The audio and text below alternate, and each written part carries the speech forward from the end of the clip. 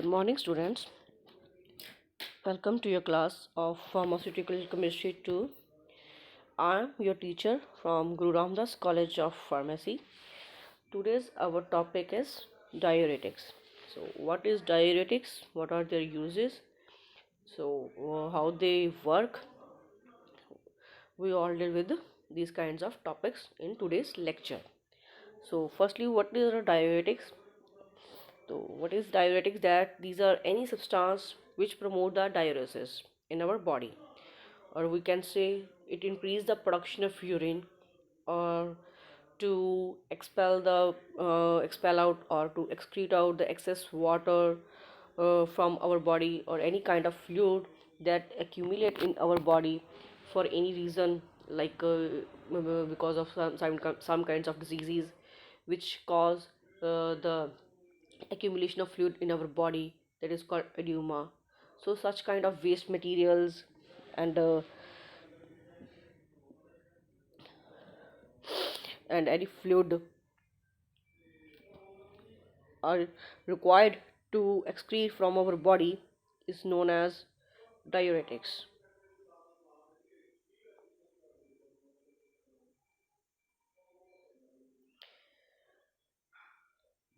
The diuretics have several categories which increase excretion of water from bodies, but all the categories do their work by the different mechanism, or we can say by in a distinct way from each other. Some diuretics work by other mechanisms, some other have other effects and uses, like they are used as a hypertension. In some cases, the diuretics used as a hypertensive, for that also known as a water pill.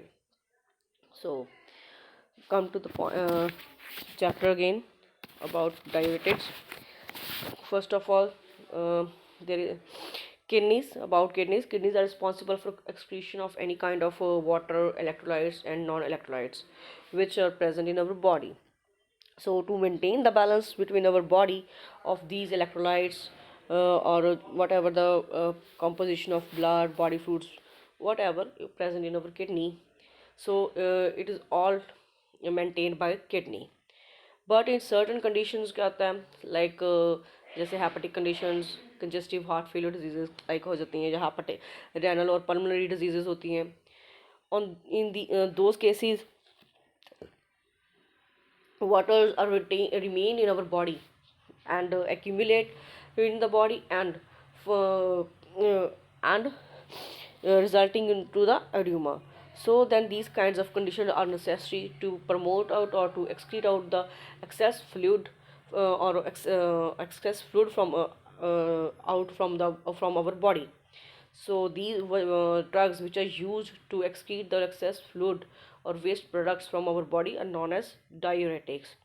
So diuretics are mostly used in the treatment of edematous condition. That is, when there is excess accumulation of blood in our body, then that part of the area of our body becomes swollen.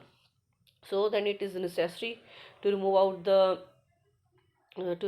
the excess water from our body and to treat that edematous condition. And they are also used in the treatment of congestive heart failure, as also we know, in pulmonary edema. And what is the pulmonary edema? That is excess fluid in our lungs, and also in the cases of hypertension. So they are also useful in the treatment of drug overdoses and drug poisoning by elimination through kidneys. So whenever there is any kind of drug are taken in uh, overdose by mistakenly or any other reason, and or we can say there is a poisoning of the drug, then it is needed to be expel out the excess of that drug. So it is eliminated out through the kidneys, and kidneys require diuretic substances which help to work their normal way. So further, diuretics are classified into different categories. Here are six classification comes under the diuretics. Today we cover one or two four categories of the uh, drug, that is water and osmotic agents, acidifying agent, salts, mercurials, and sulfonamides. The rest of the two drugs classification we covered in the next chapter. So, what is the water and osmotic agents? The substance that are poorly reabsorbed from the renal tubules, that is the renal tubules. It is a small tube in our kidney that contains a lot of cells that have to filter out the blood and to clean out the blood. More probably 1 million of renal tubules are present in our each kidney, and these renal tubules make our urine clean by removing extra fluid, waste, and other substances from blood. So there need to substances they are poorly reabsorbed by renal tubules and present in higher concentration are required to expelled out from our body. So here we are talking about the water and osmotic agents. So there is a we used osmotic agents to sort out this problem, and osmotic agent that inhibits जो क्या होते हैं that inhibit the reabsorption of water and sodium ions, and they are the inert substances, so they are given as intravenously. Some kinds of examples like mannitol and also isosorbide.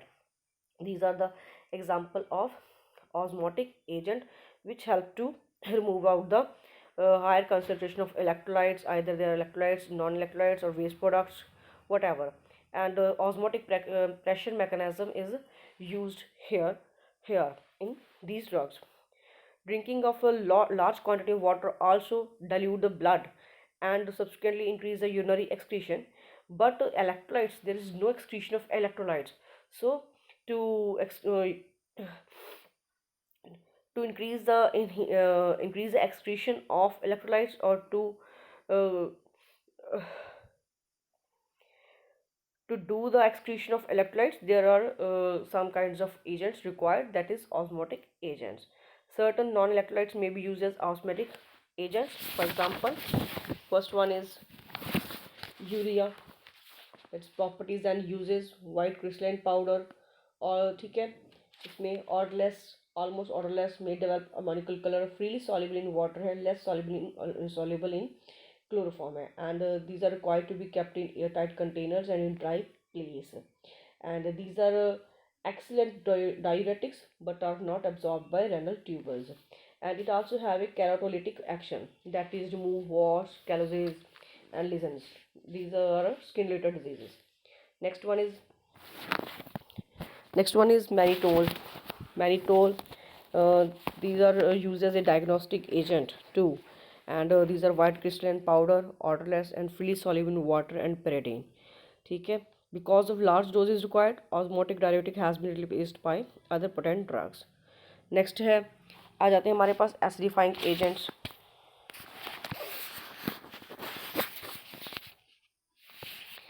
Acidifying agents में like ammonium chloride, potassium nitrate, और sodium acetate like agents होते हैं which produce diuretic effect. In our body, ammonium cations are converted into urea, whereas excess of anions or amines are excreted out. So these excess of anions, sodium and hydrogen ions, are eliminated by the kidney with the help of acidosis.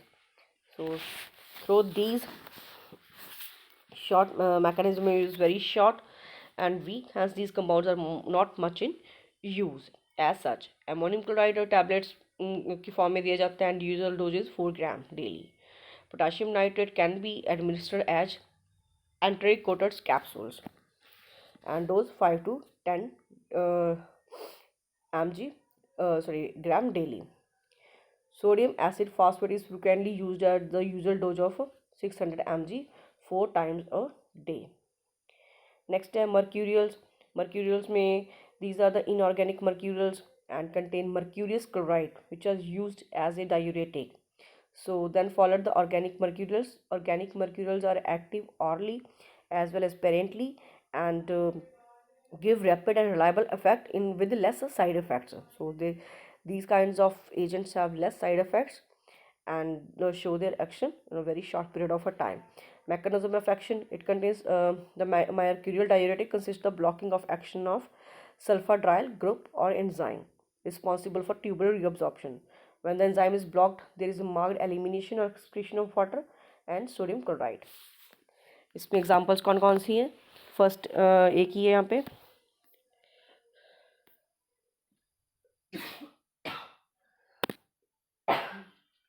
mercaptomyrine sodium, and it is a white powder, amorphous solid, hygroscopic in nature, freely soluble in water and alcohol, and must be stored in tightly closed containers. Parentally दिए जाते हैं.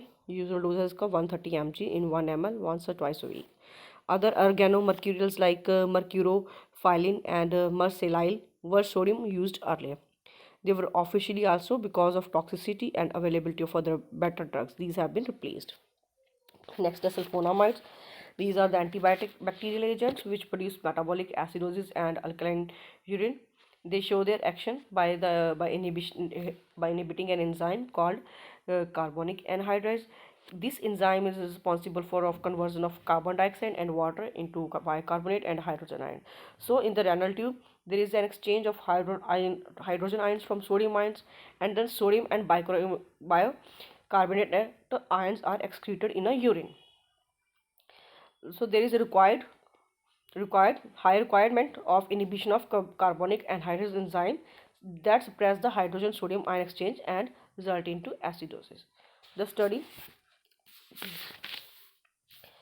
have further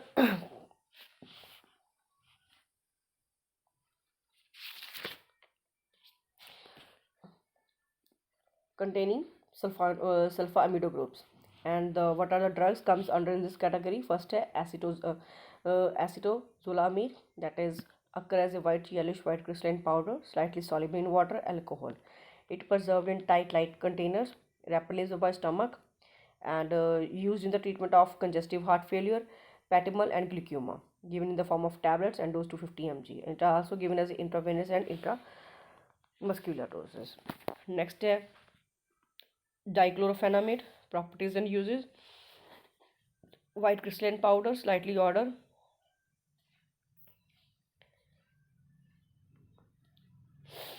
and insoluble in water and chloroform, and moderate soluble in alcohol, used in form of tablets in the treatment of glaucoma, dose 25 to 50 mg, used as a carbonic anhydrase inhibitor and cause more excretion of chloride than acetozolamide.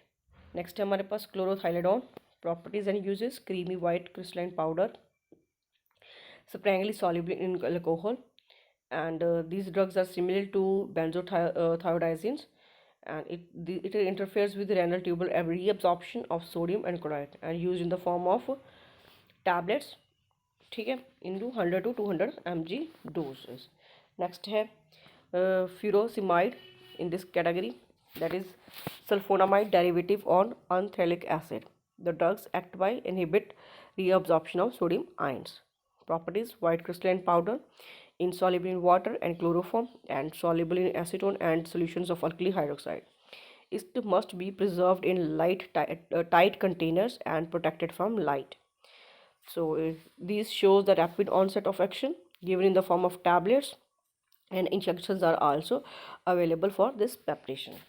So here our 4 categories are covered here. Rest of the 2 classification we can cover in the next class. Thank you.